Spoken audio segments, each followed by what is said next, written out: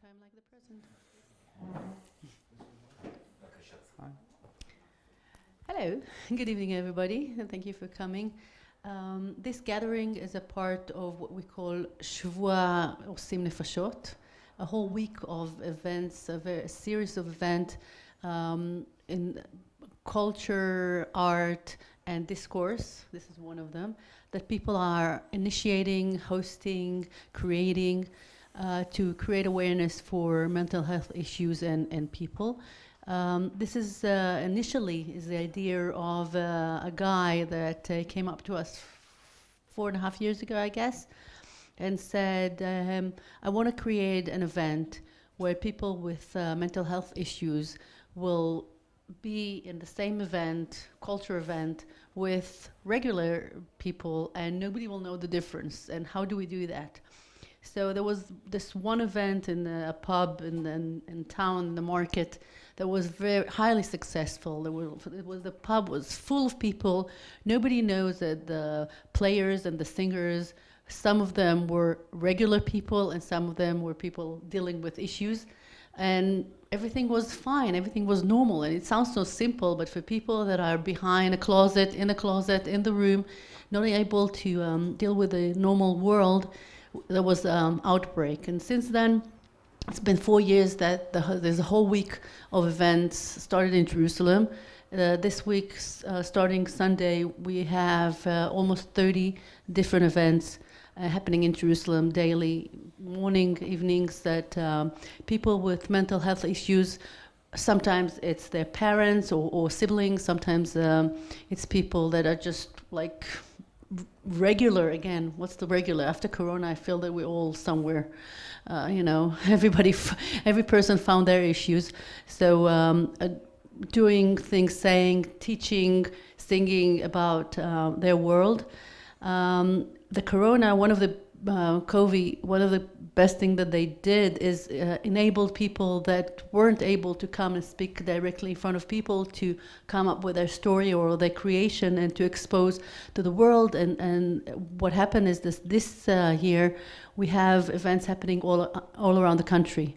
It's Haifa, Tel Aviv, Petach Tikva, Be'er Sheva, and all over. There are over 40 events around Israel, so it's not only Jerusalem anymore. We have it all around the country, and that's wonderful. And I think we're going to have an amazing evening, because Diana, thank you for hosting. As usual, it's a pleasure. I'll pass the mic, and thank you for being part of it again and again. Thank you, Tal. Thank you very much. So when I heard about, a few months ago, about Osim Nefashot for the first time, and I think there was a call koreh, a call for ideas that was circulated on an email list that I'm on for Jerusalem Tolerance, which Tal has another hat of hers, is Jerusalem Tolerance, and we've worked together on events for that as well. So I had just finished reading Jerusalem Beach by Iddo Gefen, who's here, and I was very excited about it. I thought it was really an amazing collection of short stories that really gripped me. And one of the things that gripped me in particular actually was the question of mental health. And I felt that in not every single story, but in many of the stories, mental health. Really, these days I also wrote the book Jerusalem Beach, and I also work in research in Ichilov Hospital and Sagol Brain Institute.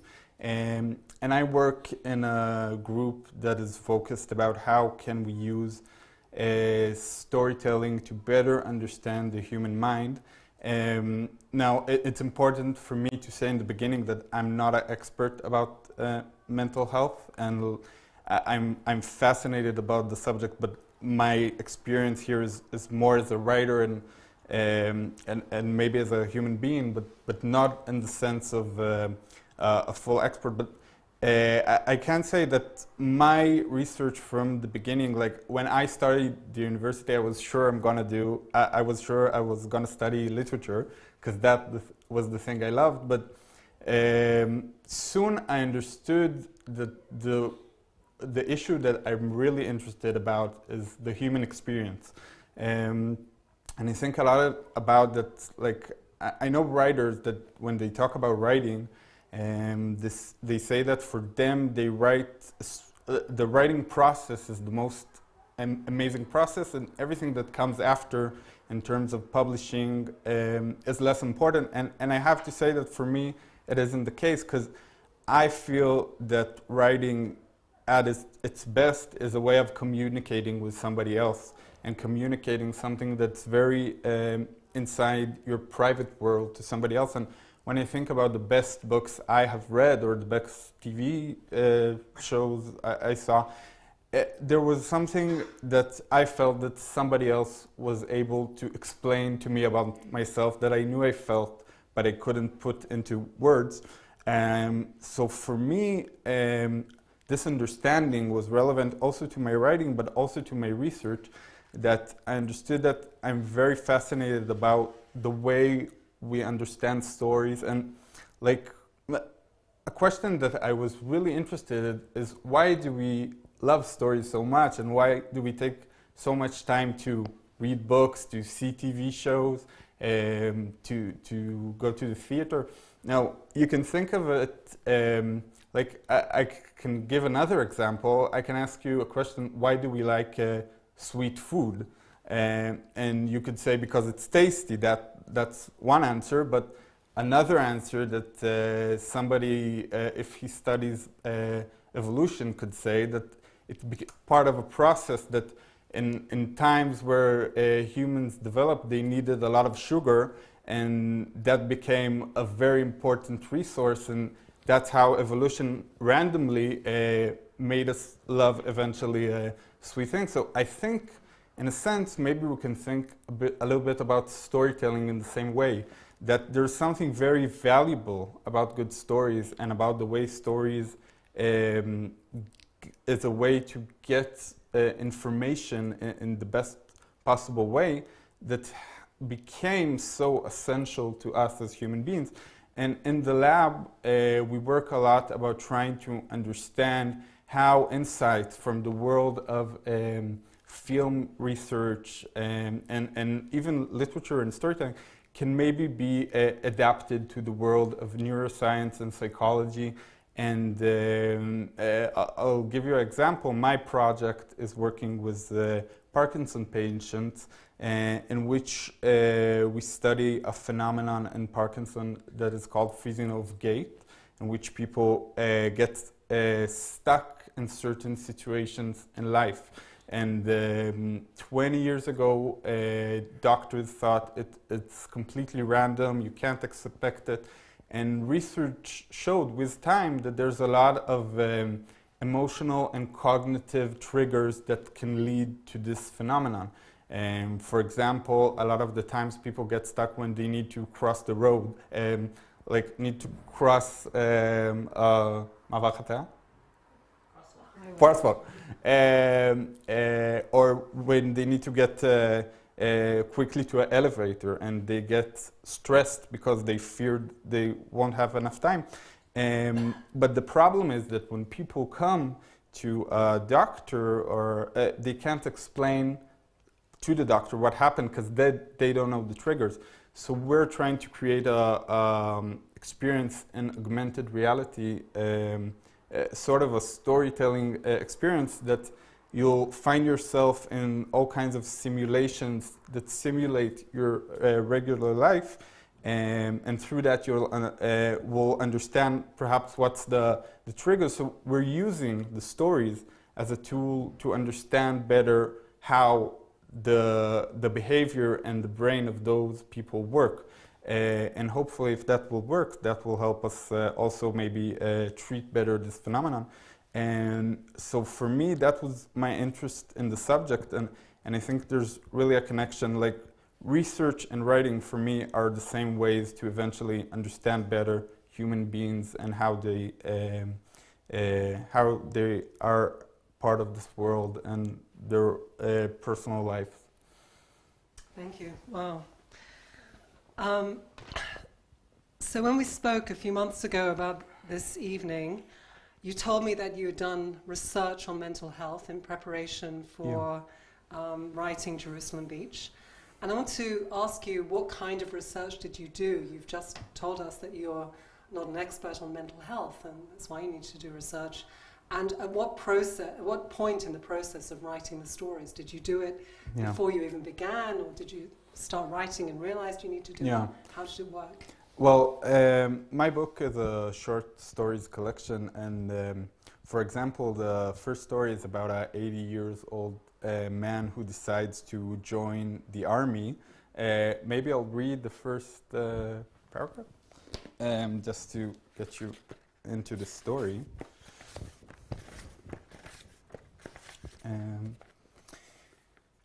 Grandpa enlisted in Golani Infantry Brigade at the age of 80. It was 6 months ago, a little after Grandma Miriam had suffered a stroke in the shower and died on the spot. A month and a half later, he packed up a bag, stuffed it with 4 undershirts, 5 pairs of underwear, a flashlight, 2 cans of sardines, a biography of Moshe Sharet, and an anti-chafing cream. He also added a sweatshirt, not because he thought he might be cold, but because he continued to fear the woman he loved even after she has passed away. And this story is actually about this old man joining the army, and I just came from a book tour in the States, and some people asked me, like, they don't know Israel so good, so after some of the lectures, people would ask me, so wait, your grandfather, where was he now, or in the army? Is he now in the army? And no, it doesn't work like that. But it's interesting that people see it as a rational thing that can happen in Israel. Says a lot about what people think about Israel. Anyway, this story is, in a sense, when I started writing this story, I thought it would be like even sort of a comedy about somebody in the age of 80 that decides to go to the army and make it very funny. And while writing, I understood that there's another emotional background to this whole story, and this is this man's inability to understand how to continue his life without his wife. And this story is also about his family and his grandchild who just finished his army service and suffered during this service from PTSD phenomenons. And well, when I started writing it, in some point I felt like I'm writing a lot of cliches I saw on TV or I read in other books, and I understood that a lot of my knowledge about the subject come from sources that I'm not sure what their sources are. And I had a lot of assumptions that I thought, for example, that people who suffer from PTSD are all the time very angry and have a lot of problems like with communicating with people and all kinds of stuff like that. And I understood that the thing I'm writing about that's very essential in the story, I'm not sure I'm writing the right thing. So I did 2 things. First of all is understand a little bit with people who research the phenomenon, and I contacted Natal, and I spoke with experts from there, and I had a few discussions to really understand the phenomenon much more in the clinical sense, and that's one thing. But the other thing that was very important for me, I talked with people who experienced PTSD in their own lives. And for example, when I talked with someone, he told me that he experienced this phenomenon completely differently from what I imagined, and that he's not angry at all. He's just all closed all the time, and he's detached from a lot of the things he feels in life. And I understood there's a gap between the image I had about this and what I understood from a person who really experienced it. So for me, it was very important. I also gave him, after the story was written, to read about this character and to correct me if I have mistakes. So for me, that was one example that was very important to understand. And another story, for example, is Exit, about a girl who decides to live inside her dreams. And there also, I felt that I don't understand enough about the connection between dreams and mental health. And after talking to a lot of professors in this subject, I understand they don't understand also.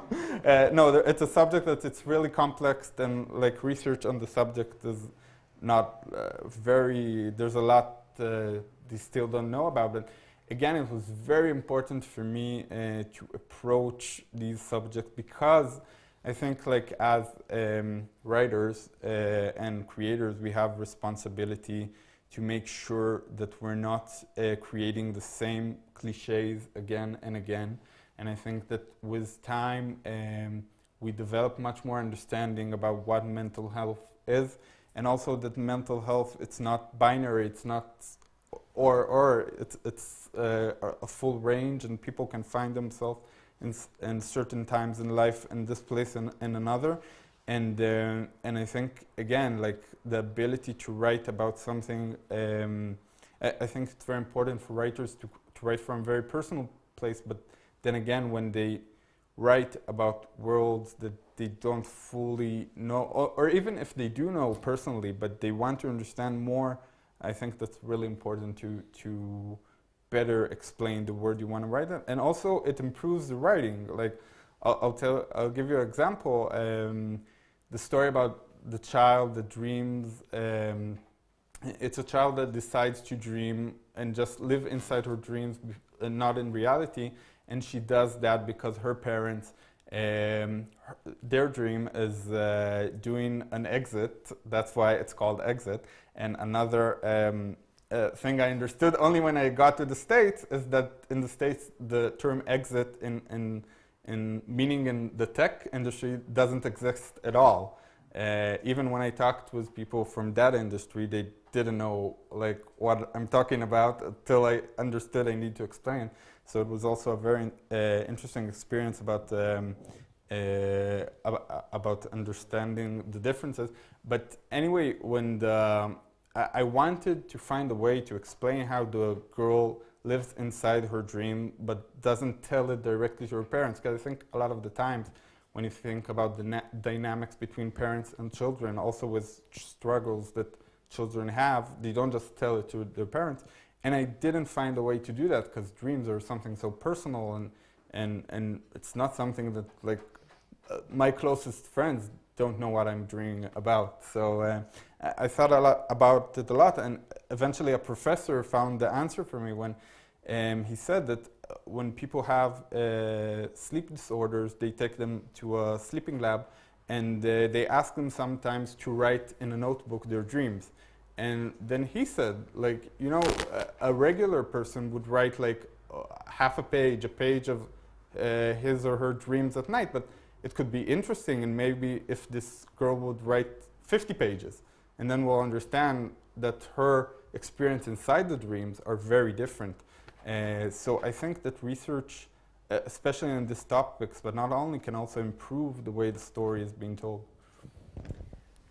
You mentioned Natal, that you did some research, but maybe you can tell us just a little bit about what that is. Yeah, Natal, I'm not an expert to that also, but it's a organization. If somebody knows better than me, please tell, but it's an organization that is supposed to, I think, help people with situations that are connected to the Israeli atmosphere, like in terms of wars or stuff like that, and it's for many people, it's the first telephone they call when they feel something is going bad with them. And again, I heard from them about a lot of people who only knew something was wrong with them but didn't know to explain it, and only when they just called them they understood much better the situation. Thank you. So as you're speaking, I realized I'm not sure I know what exit means in the sense. I don't know if I understood in the same sense you did. So how do you understand exit? Yeah, so like for me and for the young generation, like if you'll ask like 10 of my friends, I think 8 of them would say their dream is doing an exit in tech. That means building a startup company, selling it after 5 years and going to the Caribbean for the rest of your life. That's how people imagine it. Again, I feel very strongly that today a lot of, like my friends studied in the university all kinds of subjects from literature to philosophy to computer science, and today everybody is in tech.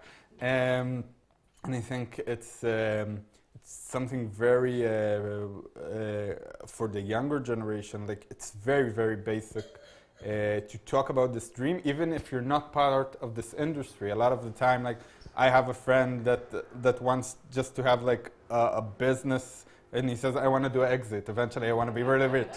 And when I got to the States, even when I talked to his audience that were tech people themselves, they understood only I explained, said, oh, okay, that's what you meant. But it's not at all part of, I think one of the reasons is because when you say in Hebrew exit, you mean only that. Like in English, you have exit also when you just want to talk, but you'll say in Hebrew, Yetziyah. Right. So I think that's also part of the difference, but also because I think Israeli culture is very around the tech industry and the tech culture. Okay, I'm really glad that you mentioned that. I've got a new understanding. So your work at Suraski is based on the idea that storytelling can be beneficial to certain mental processes, and you've just explained more to us about that. But do you see the benefits to writing stories about mental health?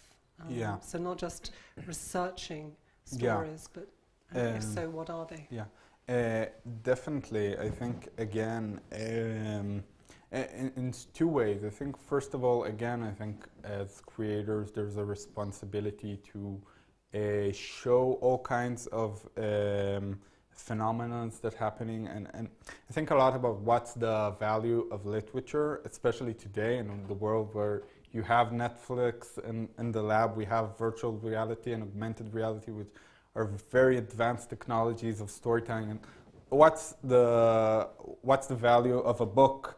And I think the answer that I came up with is that even the most amazing technology or the most amazing movie production, no matter what, can't find a way to get into your associations and your personal experiences. And literature does that still much better than any technology we know.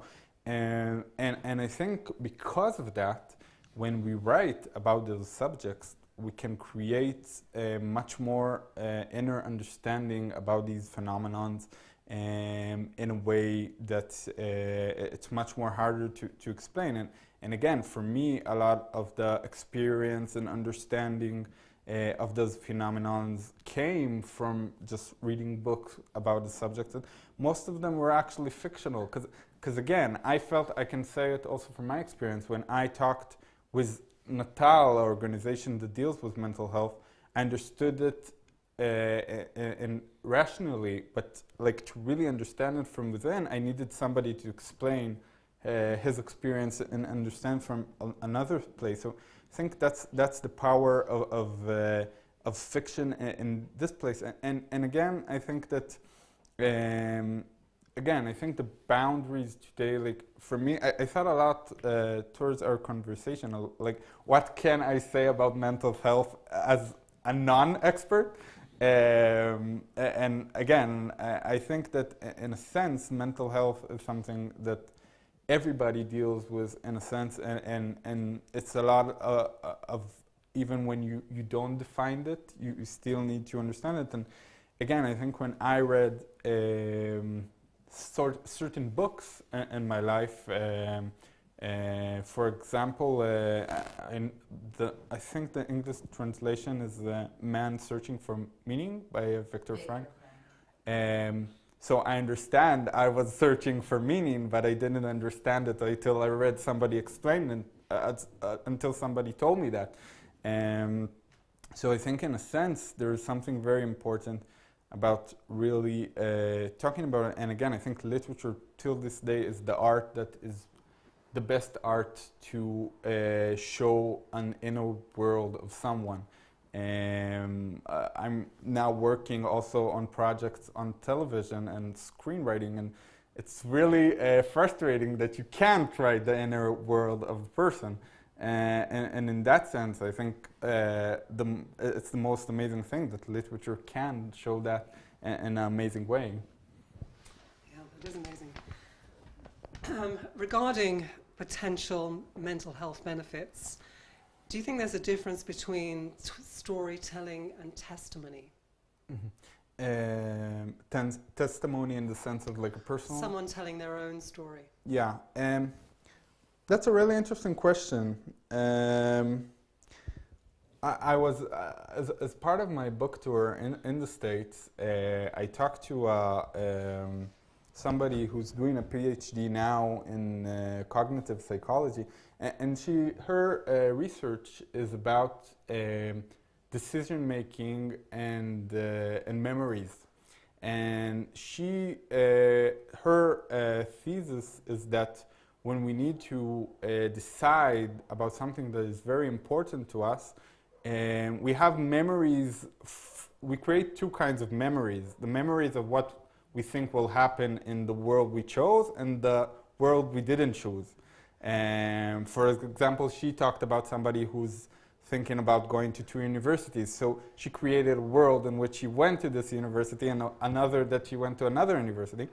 And then what happens in her perspective is that even after you choose one of those paths, you still have memories of the things you didn't choose, which is amazing when you think about it. And I think, in a sense, what I did understand very much from my studies and research in cognitive psychology, that memory is much more,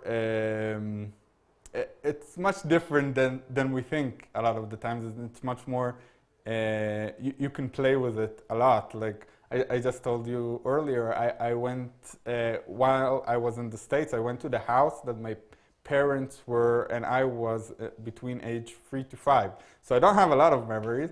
And then I took a photo with the house, and it was in Cupertino, it's near San Jose. And I sent it to my parents, very excited, and then they said, oh, that's a great photo, but it's the house next to it. So in a sense, I think there's an interesting question: how can we define our testimony and our as completely real in a sense? And I think a lot of the time stuff changes.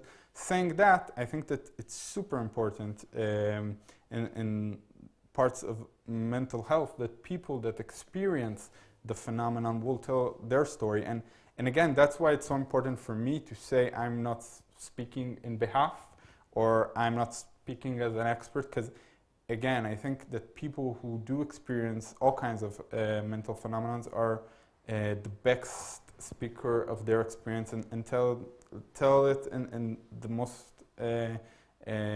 correct and best way. So again, I think for me also it's very important also as a creator, and when I write, for example, it was very important for me not to define each of my character as, like in the story, although I assume the character had PTSD, I in no place in the story you could find it's defined, and that's the point of it, because I don't feel I can be in a place that I can say this is this and I can explain it from an inner place. So definitely I think that people who tell their own stories and personally have a lot of value, and they're the only ones who can tell their story correctly. When we spoke several months ago, you told me that you hadn't been asked at any of your other book events to speak about mental health in Jerusalem Beach. And as you said, since then you've done a US book tour, and I wondered if that has changed in the meantime, that you have now been asked to speak. I think I wasn't asked directly, in a sense, and again, that's why it was so interesting for me to be part of this evening, because it made me think again about my book through that perspective. But I do think there was a lot of questions that were asked about the military experience and its connection to trauma and identity, and in a sense, I think it came from there. And I think, again, that people in the States have a lot of assumptions about Israel, as every place has, about how we experience things here. So for them, I think some people thought that everybody here is very traumatized because of the situation we live in, which it's much more difficult and complex than people understand it. So I think there was a lot of curiosity at that point, but there wasn't a direct question about that. So I became alert to the presence of mental health in Jerusalem Beach when I came to the end of the first story, the geriatric platoon, which you read from just a moment ago. And as you said in that story, almost none of the central characters seem to be in the right place at the right time. So the bereaved grandfather joins the IDF. The mother is in India finding herself as she might have done post-army, but she's already post-children. The son is struggling post-IDF to be able to apply to university. And we're concerned about the mental health of each one of those figures, I think. But then, I don't want to give any spoilers in case anyone here hasn't read the book, but when things go very wrong, it involves the father, the one character who on the surface at least seems to kind of know where he is in life. Can you talk about that and its implications for kind of identifying mental health issues when on the surface everything seems to be going okay? Yeah, I think in that story, what I felt while writing it, the understanding I had is that I think we assume, when we think about human beings, we assume we understand what's going on with us. Like, we can detect if we're happy or sad or not. And I think what I also understood a lot from my research, it's very far from the truth. Like, a lot of the time, I think a lot about, for example, my grandfather, who was a Holocaust survivor, or his generation, that in those days there were no definitions for, known in the public definitions for PTSD or stuff like that.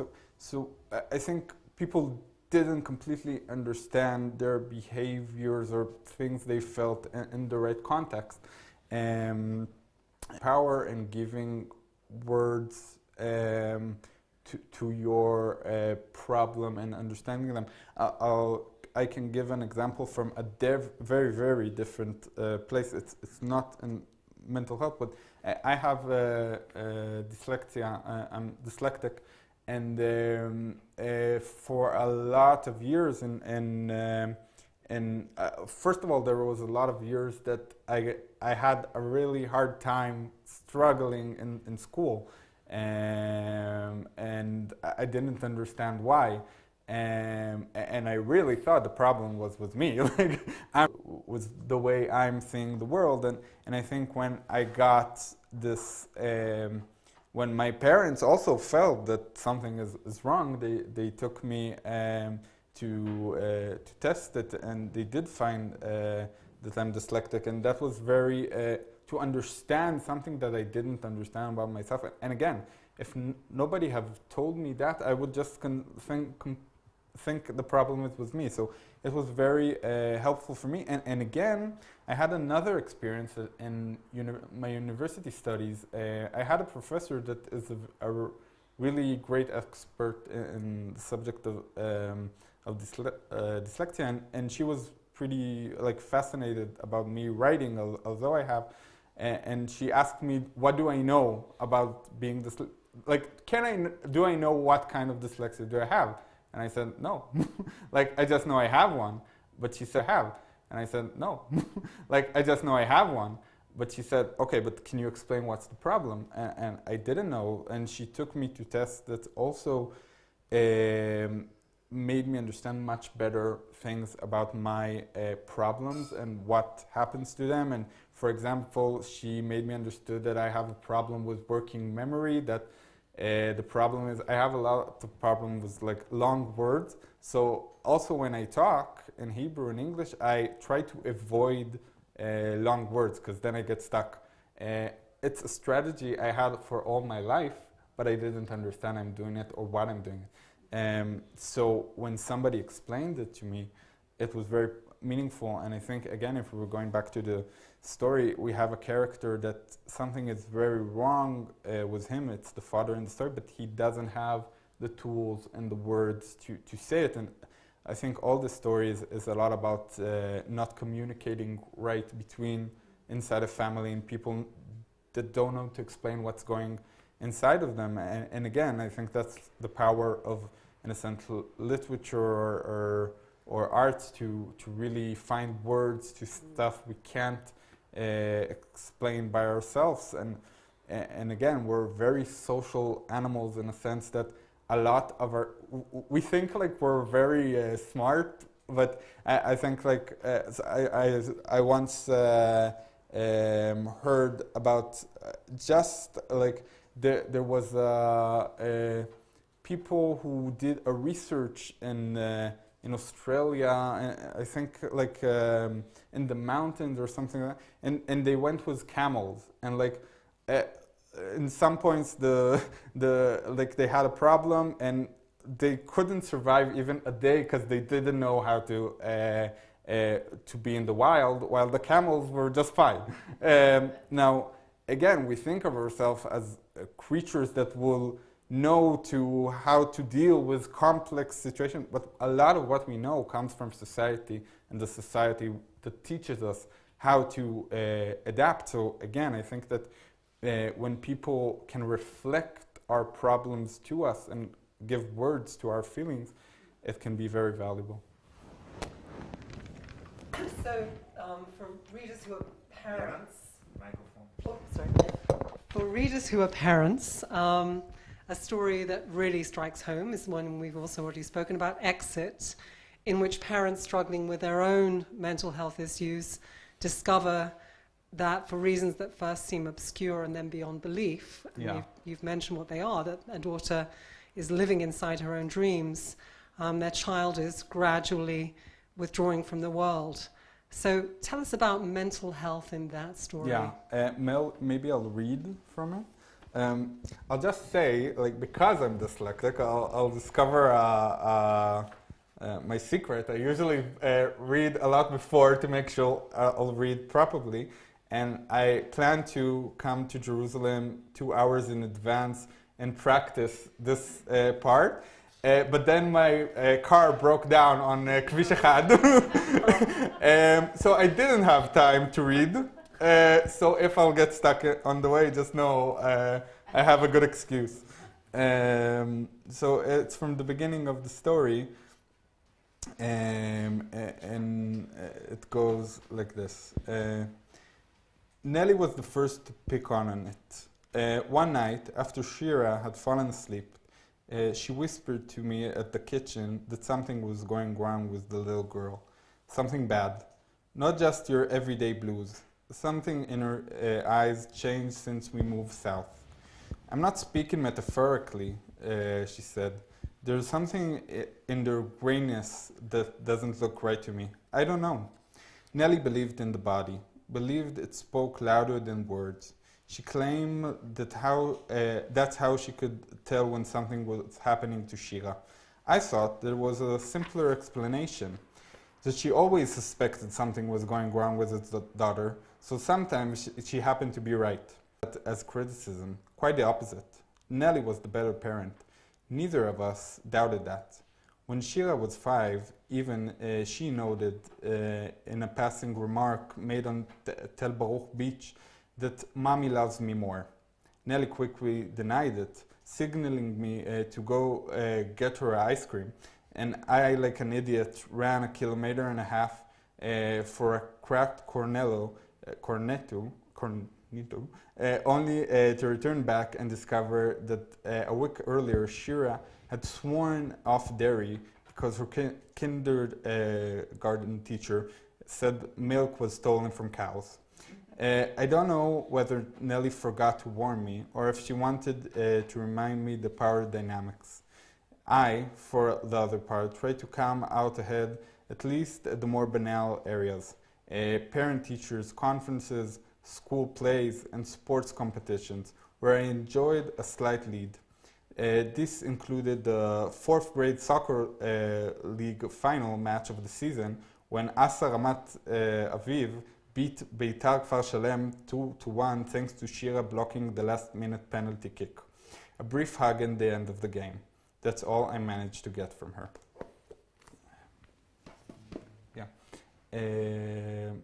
So again, this is a story that I think a lot of the things that I'm really interested about in my writing, and specifically in this story, like I think the question that I dealt with is how do parents deal with the fact that something bad is happening to their child and they can't help, like what is this feeling of helplessness exactly when it's the most important person for you?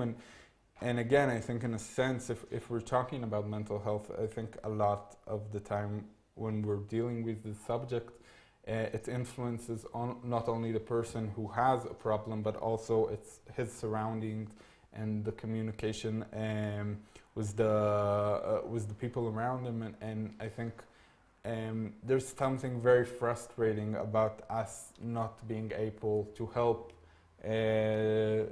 loved ones and people that are close to us, and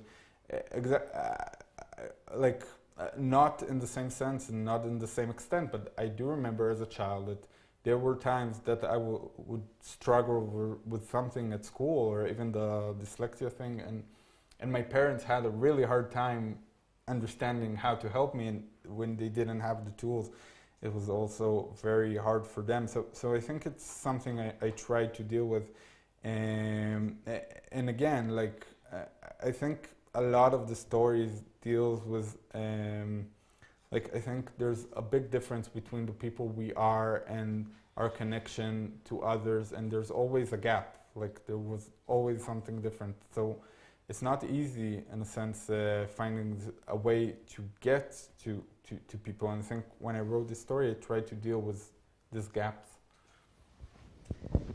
So on a personal level, in reading that story about a girl who's living inside her dreams, I also thought about my time writing my PhD thesis, which was on dreams in the book of Genesis and in biblical studies. And my supervisor at Cambridge University made it very clear that I must never mention the word psychology, which suddenly cast the thesis in a certain it's interesting, light. by the way, you're saying that, because part of my research was reading about the Sifrut Chazal and dreams as part of this story, and like the understanding that in ancient cultures, like dreams were not something personal, but a message from outside also was very interesting for me to think about. Like, we think we know what dreams are, but it's just our assumptions from the day we live in, and it may be changed also in the future. And also the dreams have significance not just for the dreamer. So that's certainly something you just mentioned in Exit, but also, of course, in the Bible or in the ancient Near East in general, where if an important figure has a dream, the significance is for the king's citizens of the Filipino family. And I volunteered a year with children from this community in South Tel Aviv, and I definitely think that there is a connection between our mental health and the environment and the place we are born and part of. And again, like I think in different cultures you would treat differently this whole approach. And I think I can say also something more general about neuroscience and the way we understand the brain, that again, a lot of researchers, which I really appreciate, say that to really understand neuroscience, you need to understand also literature and economics and a lot of things that we come from. Because in the end, the brain is, if we can compare it to a computer, is just you have like the machine, but to understand what's in the machine, you need to understand the surroundings and the environment and places. And there's like, for example, a very interesting explanation. Does any of you speak Russian? Oh, okay, so I don't either, so maybe I'm mistaken here. But like I heard from a study that like in Russian there's two meanings of blue, like of tchelet, and like when you ask people from other cultures to look at different colors, they'll see only one. But when you ask Russian speakers, they'll see two. So it's an amazing experience of example of how the culture you were raised in affect something very basic in the way you view the world. So it's so it can even change our cognition in the most basic sense. So I think there's a lot of connection between this and the way we see it. And in Lenin and the Central Station, I really tried to check that from that perspective. So this is something we've touched on a little already, and maybe you feel you've already said enough, but in several of the stories in Jerusalem Beach, the IDF is a hovering presence with mental health implications. Yeah. We spoke about the geriatric platoon. I found the last story in the collection, Flies and Porcupines, about a boy whose older brother has died in military service, especially moving. Can you share some of your thoughts about that particular story? Yeah, if I can say something more general also about the IDF. And I had a personal experience when I went to the army. I was a reporter in the IDF magazine in Bamachane, which when I tried to explain to Americans, I told them when politicians want to laugh about another politician, they didn't do a real army service. They say they're like Yair Lapid and Bamachane. So that's, but the first mission they sent us to was to go to a far base. They sent every reporter to somewhere else. And they told us, you have to come tomorrow with a story that can be the first story in Yediot Aharonot. And like, I assume that you have been, some of you in the army, the possibility of finding an interesting story in a base in the middle of nowhere is very low. And in a sense, it was a test just to see what happens to us with all the stress. But I went to a base very far away, and I came and I was like very excited about it, but also very nervous, and I took the wrong bus and I got late.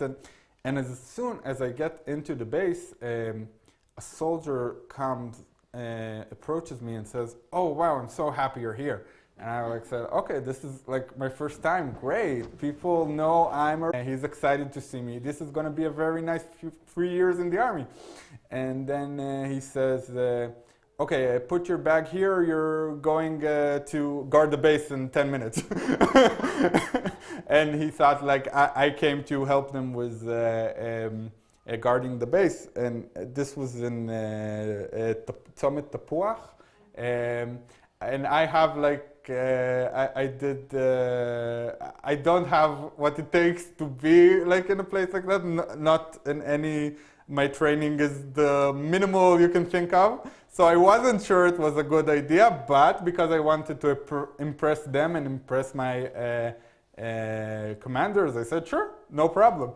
And then there was like a soldier, a senior one, that like said, no, this is crazy. He's not gonna guard the base. He just finished. He came out of a boot camp, and like they started to fight between them because like soldiers are they want to sleep. Like it doesn't matter who would guard the base, and he really protected me and like took me and like said, "Don't worry, I'm with you." And then we had an amazing evening that we just talked. Like I found out he was a musician before the army, and we talked about music and philosophy. And for me in the army, I felt in a sense that my identity is being minimalized only to me as a soldier. So it was amazing to finally talk with somebody as a human.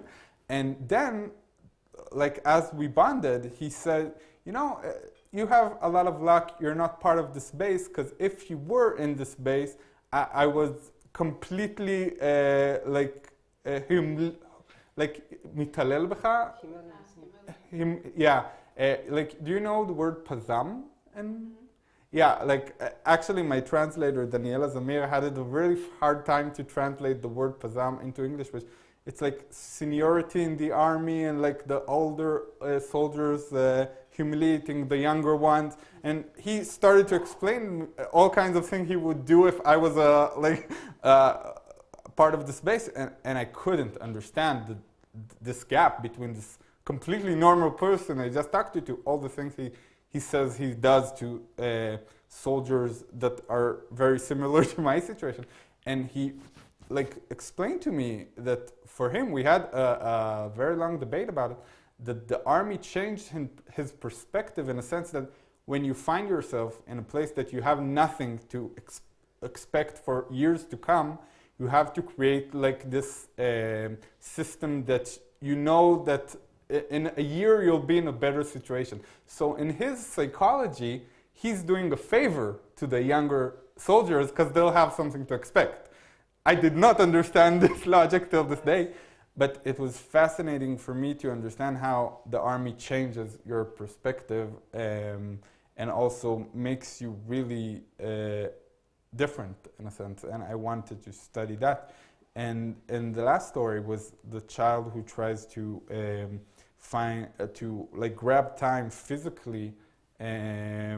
So for me, again, it was the first story that has been written in the whole collection. I wasn't sure I wanted to be published because I felt it's very different from the other stories. But for me, it was again just trying to play with a feeling of time going by, and literature can have this amazing ability of giving it a physical metaphor that you can play with and create a world around it. So I think like the way we react to time is also something that makes us very nervous sometimes, also with children, but also with older people. So I think in a sense I try to talk about that, and through the IDF service, which is a place where time goes very, very slow. Thank you. You've also given us, or at least me, insight into another of the stories, which we won't talk about, but which I found very powerful, which is Neptune, about the army base, and also the reporter who arrives. Suddenly I'm seeing your presence in places where I didn't know that it was. So finally, before we turn over to the audience for questions, and also people who are watching on YouTube, I want to ask you about your extraordinarily poignant title story, The Jerusalem Beach, in which a man whose wife is suffering from Alzheimer's disease takes her in search of her only surviving memory. So can you tell us something about storytelling and Alzheimer's, or perhaps senile dementia more generally? I think again it touches the connection between memories and the stories we tell ourselves about who we are. It's a story about an old couple who is traveling to Jerusalem in search of the beach in Jerusalem, which is also something I needed to explain to American audience, which is, there's no beach in Jerusalem. The title was completely not understandable there. It's part of a phenomenon of looking for something. and how our earlier memories shape us. Because in the story, the reason they're searching for the beach is because the woman in the story has this very clear memory of her in a child in the beach in Jerusalem, which does not make sense. But we know also in all kinds of people, but especially in Alzheimer's, we have fake memories that are not completely rational some of the times. And I had an amazing experience after the book was published that is connected to this, that a friend of my father, he read the book and he really liked it, and he wanted to bring the book to his father. And his father, when he saw the title, Jerusalem Beach, he started to he was very excited and very moved. And his son didn't understand why, because he didn't explain about the book, he didn't know nothing about the book.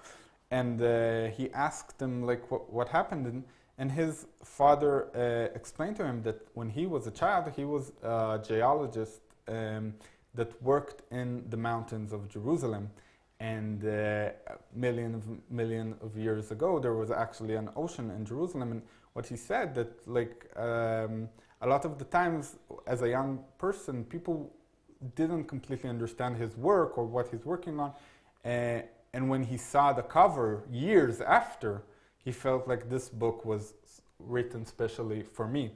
And it was amazing for me, both because it's a very emotional response, but also because it taught me something about the power of fiction to create, to get to emotional truth. Like you can't, I would never expect for somebody to have this reaction to the title of the book, but I think that's the power of creating something that is not real, which is fiction, to get to a much more basic truth in our life that is based on our memories and the way we experience the world, which is also part of the story about Alzheimer's. And again, I think memory is such a essential point in the way we tell our story. So that's the reason I'm so fascinated about that and what happens when we don't have these memories anymore and what's left of us in that point. Wow, so thank you so much, Iddo. That was really wonderful. Thank you. And as I said, now over to the audience who's in the room. And when I find my phone, which I put down somewhere, I'll be able to see if anyone sent messages with questions as well. Would anyone like to ask a question? Oh, I found it. It's in my pocket. Anyone here? Yes. Ellis. As someone who has read and enjoyed tremendously the stories in Jerusalem Beach, I have to admit that when I read them, I wasn't thinking about mental health, even though those subjects were brought up in the various stories. I read it as literature. I enjoyed each story individually as a collection of stories about Israel and Israelis. I just wonder if you, when you wrote the individual stories, was the topic of mental health, did you see that as the topic that would unite the stories, or did you write each story individually and then realized as a writer that they had a common theme or a similar theme? Yeah, that's, thank you for the question, and that's really interesting. Like, I didn't plan of writing a short stories collection. I planned of writing short stories so I would be a better writer so I could write a novel. But at some point I felt that I'm getting, there's a lot of stuff I want to investigate through the short stories. And again, in the beginning there was no connection at all. And the interesting thing is at some point characters started popping out in different stories. Like there's a commander in the army that is in 2 or 3 stories, Waxman, that just, I wrote a story and then I wrote another one, and only when I finished writing I was like, oh my god, it's the same character, like, and he just popped up inside, so I understood there's something combined. And I think for me, if I'll find a connection, so maybe it's also not under the title of mental health, but it is under the title of searching for meaning in one's life. I have a story about a company that helps you find the meaning of life in 30 days or you'll get your money back. And I think, in a sense, I feel that there's a big connection between meaning and mental health, because I think, again, like understanding your place in the world can really help you with a lot of struggles you have, and you understand why you're doing the stuff you're doing. So in a sense, I did think about that part, but mental health as a title, I think only when you asked me to talk about it, it was really interesting for me to understand my book again from this perspective. That I very rarely reread books, and in the few times I have in recent years, it's mostly been books I read as a child or when I was very young. And I reread your book in preparation for this, and I was very struck by this, much more than the first time when I read it, of the characters coming up more than once. Yeah. And I felt that it really, it's a collection of short stories, but they're very interwoven. The themes, but also the characters and the ideas that kind of come backwards and forwards. So I really appreciated the opportunity that I gave myself to reread. Thank you. Thank you. Any other questions?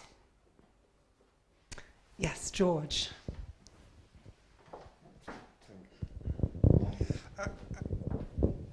I think there's an assumption here, and a beautiful one, that telling stories is liberating and therapeutic and cleansing.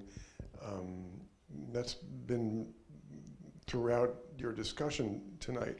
But we all know people, maybe ourselves, but we all know people who are stuck in their stories, for whom the stories are imprisoning. And I wonder if you have anything to say on that other side of stories.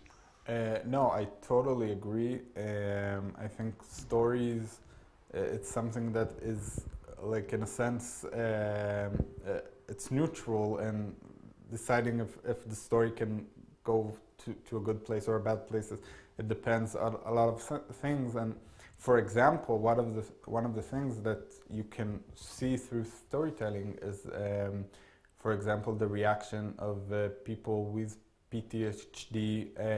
For example, if most of the people, when they see a movie with shootings, will just nothing very significant would happen, but somebody with a trauma, PTSD, especially something that is connected to something that is familiar to that story, can have a very bad emotional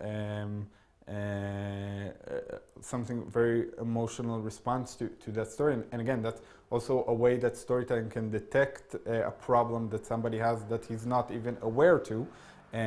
But completely, I think, more than that, I think that also, in a sense, politicians can use storytelling to to take it to very bad places. Like, I think storytelling, because we're so engaged in them, and we're so we want to hear a story. And I think, again, the most basic thing that stories gives us, I think, is understanding of things we don't understand. Like, we can see it with cultures that use myths to explain how the world was created, but we can also see it, for example, when we see a couple fighting in the street, and we talk about why did they fight, and we try to think of a story, what happened, and inside this gap you can create something positive, but also trauma and bad things. And definitely, I agree that stories can have a very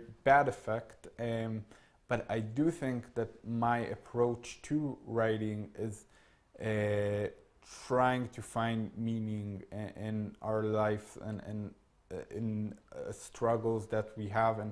And again, like, there's a very smart thing that my editor told me in the end of, like, after finished writing the book about the geriatric platoon, it finishes with a memory that suddenly one of the characters has. And I wasn't sure if it's dramatic enough to end the story with a memory. And then my editor said, Alma Cohen-Vardy, very smartly, that sometimes just arranging again the story and taking a bad story and finding it in another light can be much more meaningful than having this like crazy event happening in the story, because a lot of our lives is the story we tell ourselves and how we understand things that happen to us. So again, I completely agree with you that it's not always going to the positive side, but I think that if we will try to use storytelling in the positive places, it can have a lot of good effect on people.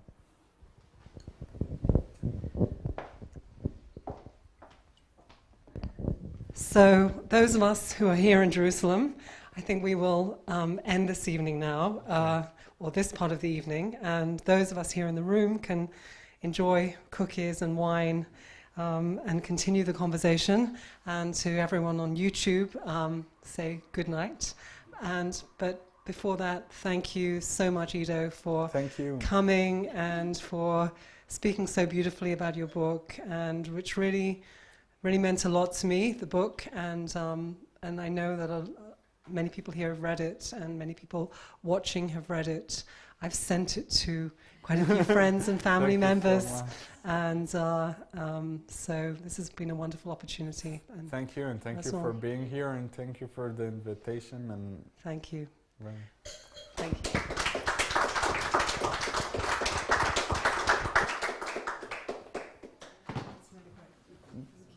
Thank you. Yeah, there were so many things I kind of wanted to then carry on more, but I actually have no idea. I don't know what time we started. I think...